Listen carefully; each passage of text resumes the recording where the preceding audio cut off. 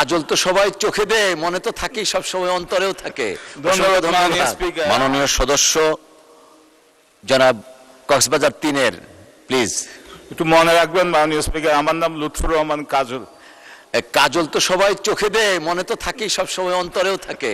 ধন্যবাদ মাননীয় স্পিকার। আমার মাননীয় মন্ত্রীর কাছে আমার প্রশ্ন, 15 মিটারের যে কালভার্টগুলো উনি কি এটা একটু বড় করে 30 মিটার দিতে পারেন কিনা চিন্তা ভাবনা করতে, কারণ এটা দুর্যোগ ব্যবস্থাপনা মন্ত্রণালয়ের বরাদ্দগুলো দেওয়া সহজ LGD মন্ত্রণালয় থেকে। যদি উনি 30 কিলোমিটার কালভার্টগুলো দেয় তাহলে আমাদের জন্য সুবিধা হবে।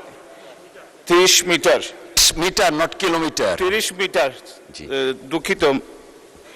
দ্বিতীয়ত হলো যে কক্সবাজার একটা আপনি জানেন যে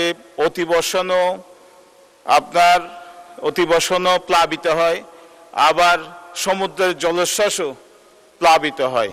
দুইভাবেই কক্সবাজার ক্ষতিগ্রস্ত হয়। এই ক্ষতিগ্রস্ত এলাকাতে উনি বরাদ্দ দ্বিগুণ করবেন কিনা সেটাই আমার প্রস্তাব আর কি। মাননীয় মন্ত্রী মহোদয় প্লিজ। মাননীয় স্পিকার, আপনাকে ধন্যবাদ। আমাদের মন্ত্রণালয় থেকে গ্রামীণ অবকাঠামোর ক্ষেত্রে 4 মিটার থেকে 15 মিটার পর্যন্ত আমরা ব্রিজ কালভার্ট নির্মাণ করে থাকি। তো এটি বড় বড় ব্রিজগুলো আসলে সাধারণত সড়ক জনপথ করে থাকে এবং LGD মিনিস্ট্রি সব ওখান থেকে করা হয়ে থাকে। আমি মনে করি যে এটির মেয়াদও শেষ হয়ে গেছে এই প্রকল্পের। আমরা পরিকল্পনা কমিশনকে জানিয়েছি এটি যদি 2027 সাল পর্যন্ত বৃদ্ধি করা যায় তাহলে যেটা চলমান প্রকল্প রয়েছে সেখান থেকে আমরা ছোট ছোট যে রাস্তাগুলো সংযোগ সড়ক হিসাবে চিহ্নিত থাকে সেগুলোকে আমরা আসলে এই ছোট ছোট ব্রিজ কালভার্ট আমরা 4 মিটার থেকে 15 মিটার করে থাকি।